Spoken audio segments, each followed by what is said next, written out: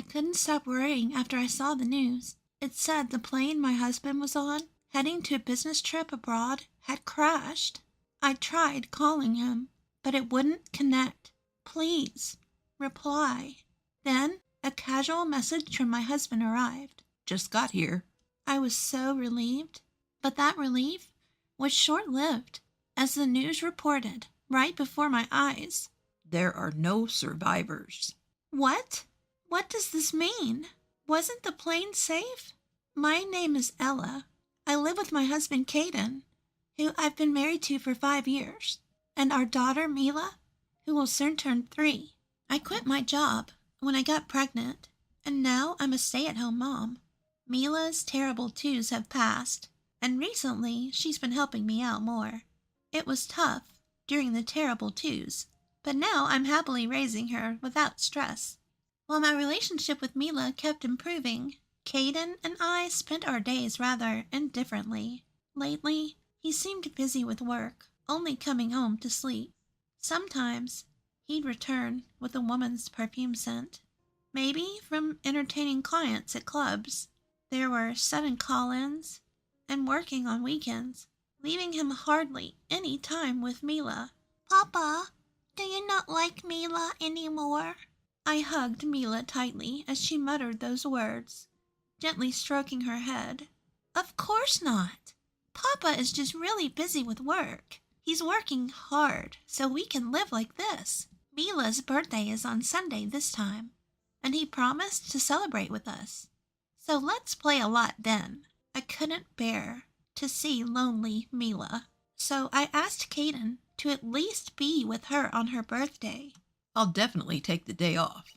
My husband said that, so I was looking forward to celebrating as a family. Mila's birthday is next month. We plan to invite my in-laws and celebrate together. My in-laws live a 15-minute drive away in the city, and since we meet often, Mila is very attached to them. Caden has a younger sister named Camilla, who has 2 children. While my sister-in-law also lives in the same city, my in-laws treat both their grandchildren equally and without discrimination. I hear there are people who favor their daughter's children over their daughter-in-laws. If the grandchild is a girl, some even pressure the mother to have a boy to carry on the family name. That's why I'm nothing but grateful for my in-laws, who love Mila without discrimination. Then one day, my husband told me, I have a business trip abroad for 2 weeks, starting on the 8th next month. I immediately asked him to clarify. Wait, a business trip abroad? From the 8th for 2 weeks? Yes, to America. The flight will take more than half a day. As I looked at my husband, who seemed bothered, I couldn't hold back and confronted him. Hey, you know that Mila's birthday is on the 10th, right? We promised to celebrate together. I've already told her. Today she even looked sad, wondering if you don't like her anymore. Why can't he keep his promise to our daughter's birthday? Thinking about Mila's feelings is unbearable. I felt my blood boiling. I have no choice, it's work. If I could, I would have wanted to celebrate too. Caden's words made me realize. Seeing my husband's pained face, I apologized. You're right. I'm sorry. I just got a bit upset. I feel bad for Mila. As I said that, Caden patted my shoulder. I'll prepare a present. Let me know what Mila wants. My parents will be there, so she won't be lonely. And I promise we'll celebrate together next year. Okay, you better. I emphasized my point to my husband and decided to let it go this time. Although I worry about Mila, I'll do my best to decorate and cook so she won't feel lonely without Caden. I talked to my in-laws about Caden's business trip and asked if they could stay over on Mila's birthday. And then, poor Caden, having a business trip on Mila's birthday. Leave it to us. We'll liven things up for her. Your father-in-law has already started preparing to stay over. My mother-in-law's response brightened my spirits. If this could make Mila happy, even just a little. The next day, I told my daughter about the overseas trip. As expected, Mila teared up, looking sad. But you know, Grandpa and Grandma will stay over for your birthday. I tried to sound cheerful, and in that moment, Mila's face brightened. It seemed to lift her spirits a bit. The day after Caden left for his business trip, my mother-in-law called. Ella, do you need anything for tomorrow? We've prepared a present and reserved a cake. But is there anything else you want? It must be hard preparing everything by yourself. If you need anything, just let us know. We'll come over early tomorrow. I was grateful for my mother-in-law's thoughtfulness and immediately thanked her. Thank you, mother-in-law. We just went shopping and picked out what Mila wants. We have decorations ready, too, so it's fine. Thank you for the present and cake. It's no problem. We enjoyed choosing them, too. Your father-in-law has been excited for a week already. I told him he's getting ahead of himself. Hearing my mother-in-law's words, I couldn't help but smile. I'm glad my in-laws are good people. Even without my husband, tomorrow should be a fun day. After chatting for a while, my mother-in-law changed the subject. By the way, has Caden arrived yet? He said he'd be moving somewhere else after landing, right? He mentioned taking a smaller plane after arrival. He should be there by now, but I haven't heard from him yet, so maybe his flight is delayed. I checked the flight number my husband had given me. I'll look it up once I finish talking to my mother-in-law. Just as I thought that. Ella, was Caden's business trip to America? I sensed something unusual in my mother-in-law's suddenly trembling voice. Yes, it was. What's wrong? Turn on the TV right now. They're reporting on a plane crash in America. What? I hurriedly turned on the TV, and the emergency news report was covering the plane crash. In shock, I dropped the phone from my hand. Hearing my mother-in-law scream, I hastily picked up the phone. Ella, calm down. It's not certain that that's Caden's plane. You're right. But even as I said that, I was overwhelmed with anxiety. What should I do? If something happened to him? The news anchor mercilessly presented me with an unwanted fact. They mentioned the same aircraft name as my husband's flight. Mother-in-law, this is the plane that Caden was on. What?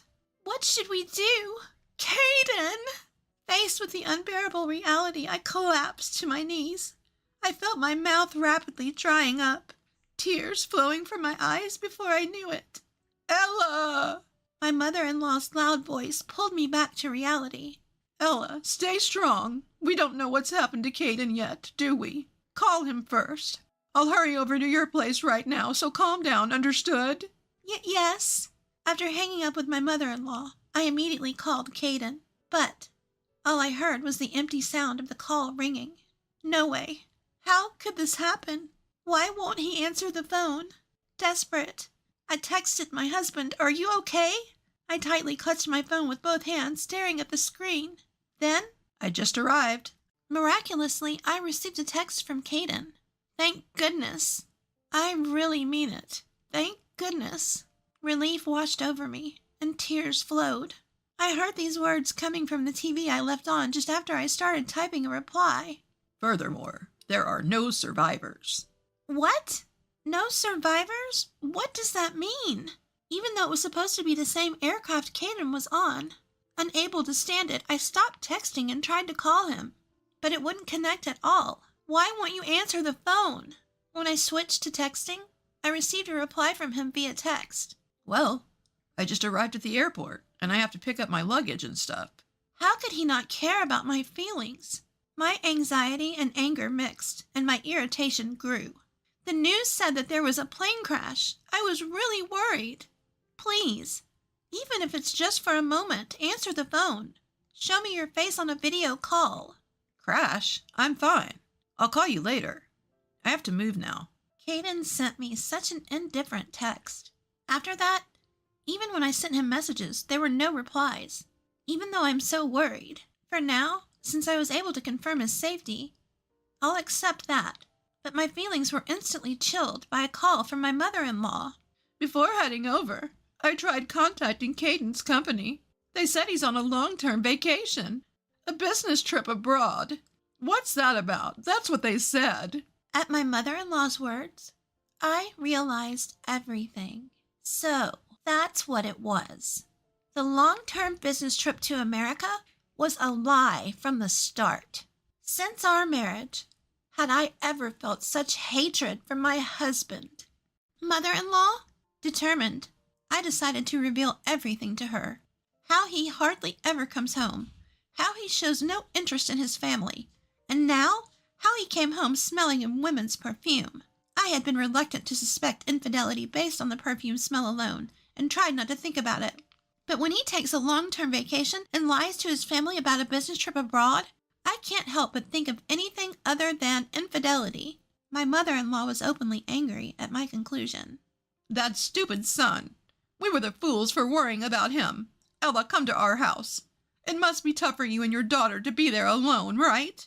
I accepted my mother-in-law's proposal. After the move had settled, my in-laws apologized to me again.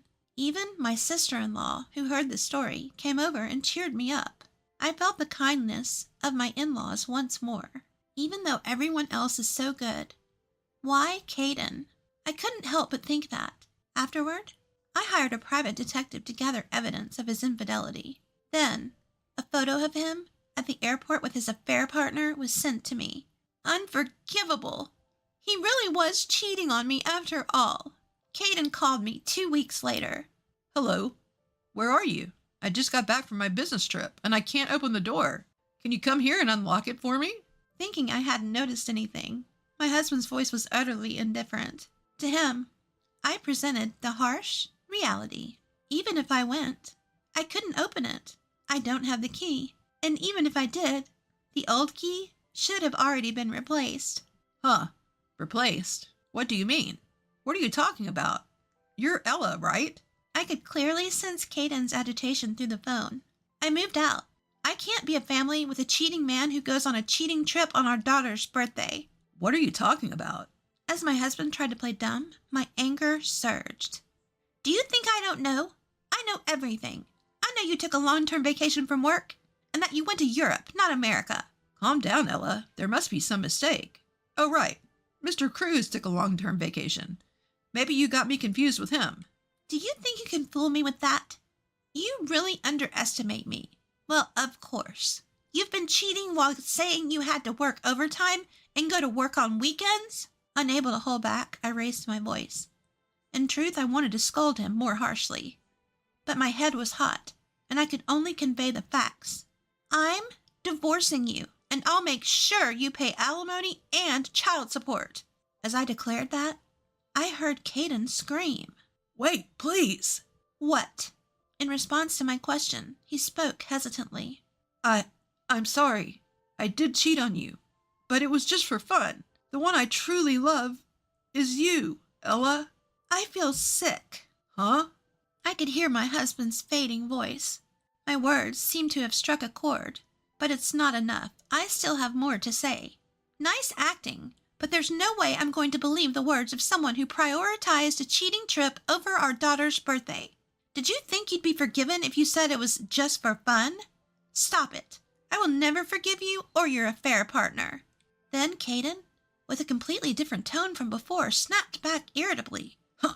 I'm the only one apologizing here, and you're acting all high and mighty. Who do you think you have to thank for the life you have now? You'd be the one struggling if we divorced. Don't make a big deal out of just cheating.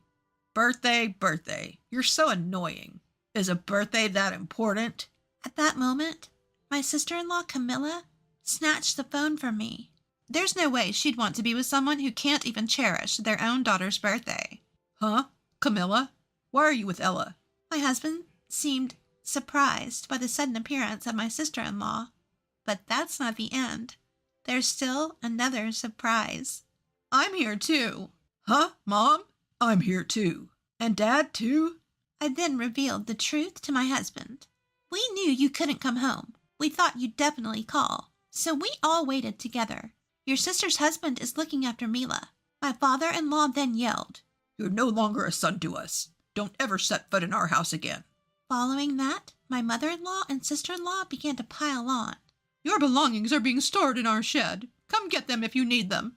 If you don't come by tomorrow, we'll throw away everything that's left. Big brother, what you're doing betraying Ella, filthy. The worst. Don't ever be involved with us again. Wait, everyone. I was wrong. It was just a moment of weakness. I'm sorry. Please don't say things like that. My husband seemed to be seriously hurt by my in-laws' words. His trembling voice, on the verge of tears, tried desperately to cling to something, but no one was willing to forgive him. I yelled at him. It's unbearable to be cheated on because of a moment of weakness. You've been cheating for a long time and you're still lying. How much do you need to make fun of people to be satisfied? Stop it, you cheater. If you don't agree to the divorce, I'll take you to court. Then my husband panicked, saying, Please, no court, and agreed to the divorce without fuss. The next day, Caden appeared at my in-laws' house and prostrated himself at the entrance. But the family only sent cold stares. Unable to endure it, he left with only the bare minimum of his belongings from the storage. After that, I made a lump sum claim for damages against him and his affair partner. Once the affair was discovered and damages were claimed, the affair partner apparently dumped Caden right away. I broke up with him, so please forgive me. Although she tried to negotiate, I had no intention of giving up on the damages. She ended up with a large debt and reportedly began working in the night industry. Once the affair became known at the company, my husband, unable to withstand the stares of others, chose to resign voluntarily. That being said, he still needs money to pay for the damages and child support. I've heard he's now working from morning till night, with no time for leisure. As for me, I still live with my in-laws. They treat Mila and me kindly, just as they did before. I'm determined to do my best to repay their kindness someday.